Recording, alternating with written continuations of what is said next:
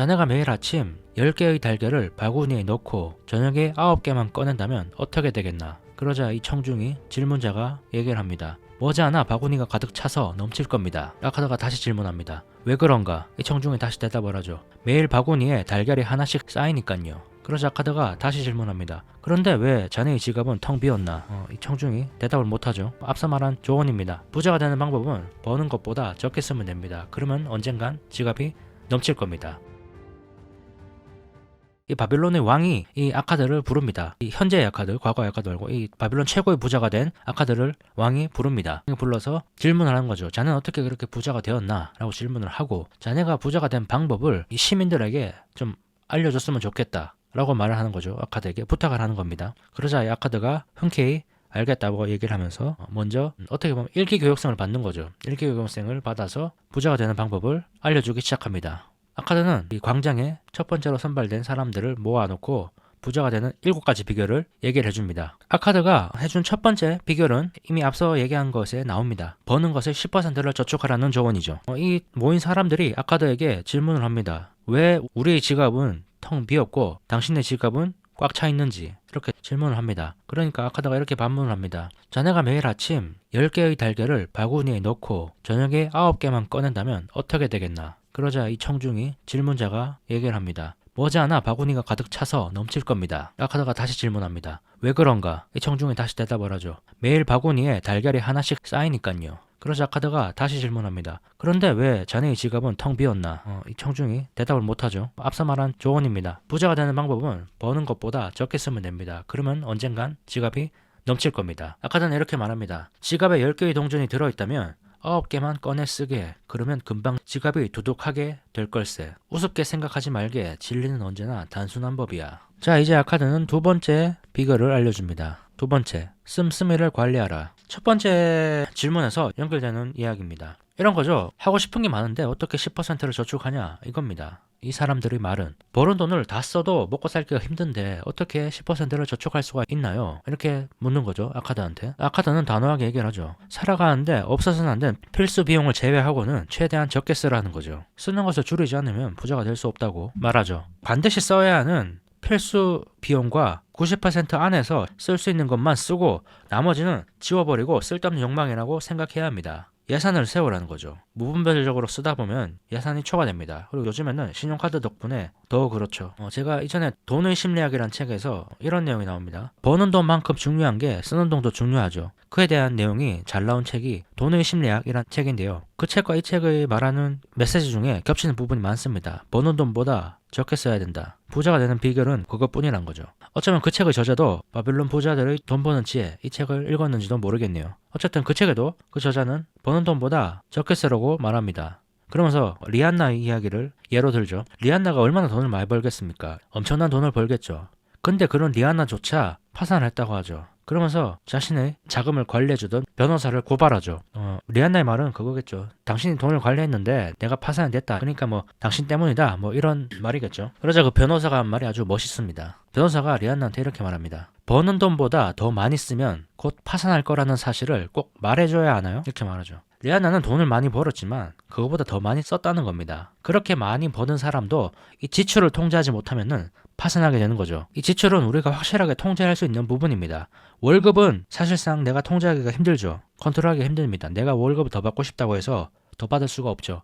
근데 이 지출은 내가 확실하게 통제할 수 있는 부분입니다. 그러니까 씀씀이를 관리해라. 버는 것보다 적게 써라. 아카드의 조언은 이겁니다. 예산을 세우고 그 안에서 행동을 하라. 내가 월급 받은 것보다 더 많이 쓰는 사람이라면 예산을 세우는 게 중요합니다. 도움이 되죠. 가계부를 쓰면은 도움이 될 거라고 아카드는 말하는 거죠. 그러면서 아카드는 저하명을 이렇게 정하는 게 어떻겠냐고 제안을 하기도 합니다. 반드시 그만한 가치가 있는 곳에 돈을 쓰겠다. 이걸 저하명으로 하라고 하죠. 아카드가 이렇게까지 얘기를 하는데도 이 젊은 질문자는 자신은 아직 젊고 인생을 즐기고 싶다고 이렇게 얘기를 합니다. 사실 이쯤 되면은 그냥 포기할 법도 한데 아카드는 계속 조언을 해주죠. 이렇게 타이릅니다. 자, 이렇게 생각해보세. 당나귀가 사막을 건너려고 짐을 꾸린다면 무엇을 챙기겠나? 값비싼 황금, 보석, 카펫을 넣겠나? 아니겠지. 먹을 건초와 마실 물을 챙길 것이네. 필수 비용에 대한 조언이죠. 내가 부자가 되는 여정이 사막을 건너는 여정이라고 했을 때 가장 필수적인 비용, 먹을 건초와 마실 물, 필수 비용만 제하고는 보석, 황금, 카펫 이런 거는 본질적으로는 필요가 없는 거라는 겁니다. 당나귀가 사막을 건너는데 도움도 안 되는 물건이라는 거죠. 그런 물건을 충동 구매해서는 안 된다는 게 아카드의 조언입니다. 찰리 망고도 이렇게 얘기를 했었죠. 인생을 사는데 롤렉스 시계가 왜 필요한가요? 이렇게 말을 하기도 했었죠. 수입의 10%는 저축을 하고 90% 내에서 예산을 세우고 그 예산 내에서 필요한 물품을 사고 남은 돈으로 인생을 즐기면 됩니다. 이게 두 번째 비결입니다. 세 번째 아카드의 조언은 돈이 일하게 하라입니다. 돈을 불려야 된다는 거죠. 아카드는 처음 이 돈을 불린 게, 돈이 일하게 한 게 방패공한테 돈을 빌려준 거였죠. 아카드는 이렇게 말합니다. 부는 끊임없이 흐르는 황금 물줄기에 달렸네. 즉 돈이 일하게 만들고 소득이 끊임없이 지갑으로 흘러 들어오게 해야 하지. 나는 그런 수입원을 만들었네. 처음에는 보잘것없는 돈으로 작은 황금 물줄기를 만들었네. 시간이 흐르자 내 재산은 눈덩이처럼 크게 불어났지. 여기에 복리에 대한 내용도 나옵니다. 처음에 아카드가 방패공한테 돈을 빌려주고 그 돈으로 뭘 했냐고 물으니까 술 마시고 옷 사고 했다고 하죠. 그렇게 하면 안 된다는 거죠. 이 처음에 만들어진 이 시드머니를, 이 눈덩이를 점점 크게 불리는 게 중요합니다. 10이라는 눈덩이에서 1이 나왔다면 이 1을 다시 눈덩이에다 합치는 겁니다. 11을 만드는 거죠. 그럼 10이라서 다시 이자가 나오겠죠. 자본소득이 나오겠죠. 1.1이 나오겠죠. 1.1도 다시 넣는 겁니다. 이게 복리입니다. 이렇게 스노우볼을, 이렇게 눈덩이를 크게 만드는 거죠. 크게 만들어서 굴리는 게 중요합니다. 이게 복리의 힘이죠. 돈이 일하게 하는 방법은 그것을 좋은 곳에다가 투자를 하는 것이고, 그 일하게 하는 것을, 그 투자를 그냥 일하게 하는 게 아니라 일을 잘하게 하기 위해서는 복리의 마법을 활용을 해야 된다는 거죠. 이자를 쓰는 게 아니라, 생긴 이자를 쓰는 게 아니라 생긴 이자를 다시 재투자해서 더 빨리 돈이 불어나도록 해야 된다는 거죠. 우리가 주식 투자를 해서 100만 원에서 10만 원이 벌었다 치면은 10만 원으로 소고기 사 먹을 게 아니라 10만 원을 다시 재투자, 110만 원으로 돈을 굴리는 겁니다. 그런 조언들을 많이 하죠. 배당 투자를 할 때 가장 중요한 게 이 배당을 재투자해야 된다는 거죠. 만약에 삼성전자에 투자를 했는데 배당금이 나왔을 때 그 배당금을 다시 재투자해야지 복리 효과가 발휘된다는 거죠. 1년, 2년으로는 이 복리 힘이 사실 크게는 안 되지만 장기간 놓고 보면 이 복리 힘이 어마어마한 효과를 내죠. 책에는 이렇게 나옵니다.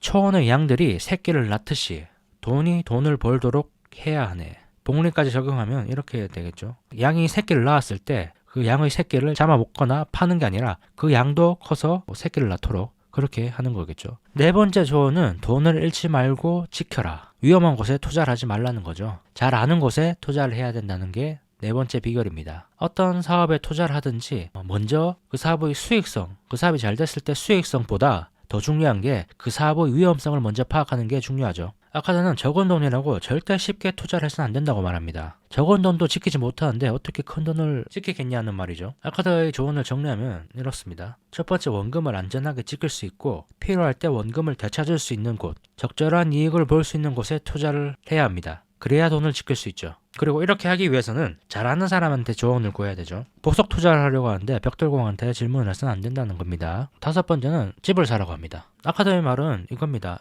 이런 거죠. 내가 어느 정도 일을 했고 모아놓은 돈이 있다면은 집을 가장 먼저 사는 게 낫다는 거죠. 월세를 내듯이 대출 빚을 갚다 보면 언젠간 집은 자기게 된다면서 이렇게 얘기를 하죠. 근데 이게 현실에서 어떻게 적용이 될지 모르겠네요. 집값이 워낙 비싸니까요. 월급 받아서 그 돈을 다 빚 갚는 데 써도 엄청 오래 걸린다고 하죠. 30년이 걸린다고 하는데, 근데 사실 피터 린치도 이런 조언을 하죠. 주식 투자를 하기 전에 먼저 집을 사라고. 지금에도 적용을 할 수 있을지 없을지 모르지만 어쨌든 다섯 번째 조언은 집을 사라는 겁니다. 자, 넘어가겠습니다. 여섯 번째 조언은 미래 수입원을 마련하라는 겁니다. 현재로 치면은 연금 같은 거인 것 같아요. 이 책을 내용을 보니까 책에 이렇게 나오거든요. 자기가 일을 더 이상 못하고 늙고 병들었을 때도 돈이 나오는 것이 있어야 된다는 거죠. 아카드는 집이나 땅을 사서 임대 수수료를 받는 것, 그런 식으로 미래에 받을 수입원도 미리 마련을 해놓으라고 조언을 합니다. 근데 그걸 젊을 때 해놔야 되는 거죠. 젊을 때 내가 돈을 벌 때. 연금 같은 게 되겠죠. 현재 시대로 치면은.